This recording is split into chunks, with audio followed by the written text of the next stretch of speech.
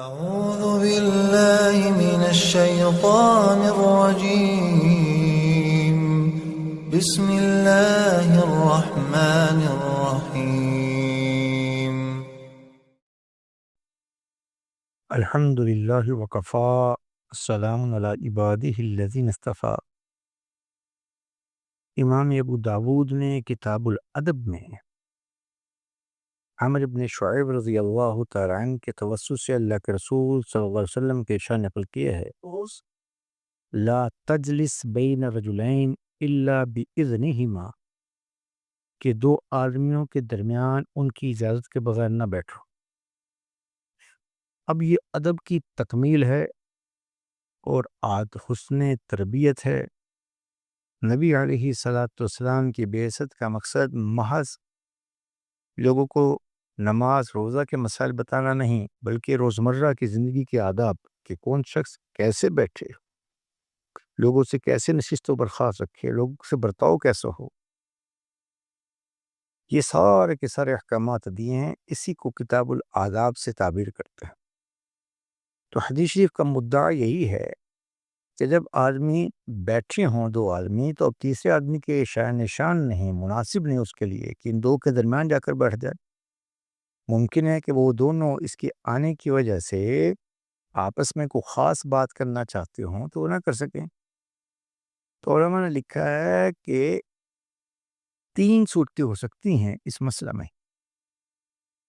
کہ ان بیٹھنے والوں کے درمیان میں آپس میں محبت ہوگی یا نہیں، یا باہمی تعلق ہوگا یا نہیں، معلوم نہ ہو کہ ان کے آپس میں محبت ہے یا نہیں۔ اگر ان میں آپس میں محبت ہو تو اس حدیث کا حکم جو ہے کہ ان کے درمیان بیٹھنا جائز ہی نہیں ہے۔ اگر ان میں آپس میں محبت کا تعلق نہ ہو اور اجنبیت ہو تو بیٹھنے کی گنجائش ہو سکتی ہے، لیکن ان کی اجازت کے ساتھ۔ احتیاط کا تقاضا یہی ہے کہ ان کے درمیان میں نہ بیٹھے، اگر بیٹھ جائے تو کوئی بات نہیں، لیکن اجازت کے ساتھ۔ لا يحل لرجل ان يفرق بین اثنین الا باذنہما، ایک اور حدیث میں اللہ کے رسول نے فرمایا کہ کسی آدمی کے لیے جائز ہی نہیں کہ دو آدمیوں کے درمیان میں بیٹھے، ان کو فرق کر دے، جدا کر دے، لیکن اجازت کے ساتھ۔ ہاں، اگر وہ اجازت دے دے جی بیٹھ دیں تو کوئی حرج کی بات نہیں، اور اگر وہ انکار کر دیں تو برا نہ منائے کہ وہ پہلے سے بیٹھے ہیں۔ تو یہ وہ چھوٹی چھوٹی باتیں ہیں جس سے معاشرے کی تربیت ہوتی ہے، معاشرے میں نکھار آتا ہے، ہر شخص دوسرے کے حقوق کی رعایت رکھتا ہے۔ یعنی یہ بات کہ ہمارے نبی نے باہمی بیٹھنے کے آداب بھی بتائے، یہ وہی بات ہے جس کو اللہ نے فرمایا کہ لقد کان لکم فی رسول اللہ اسوۃ حسنہ، محمد رسول اللہ کی زندگی اللہ کو محبوب ہے، اللہ کی پسندیدہ زندگی ہے، ہم سب کے لیے معیار ہے۔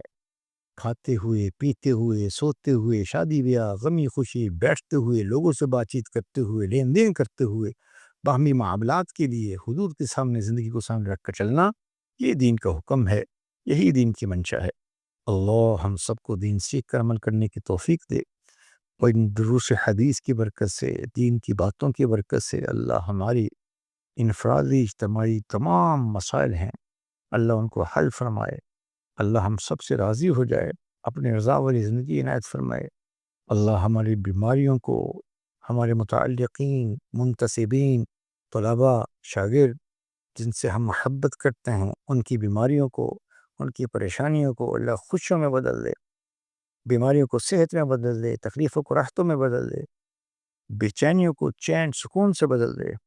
اللہ مالی اور ہر طرح کی پریشانیوں کو آفت کے ساتھ سب کی پریشانیوں کو دور کر دے۔ السلام علیکم ورحمۃ اللہ وبرکاتہ۔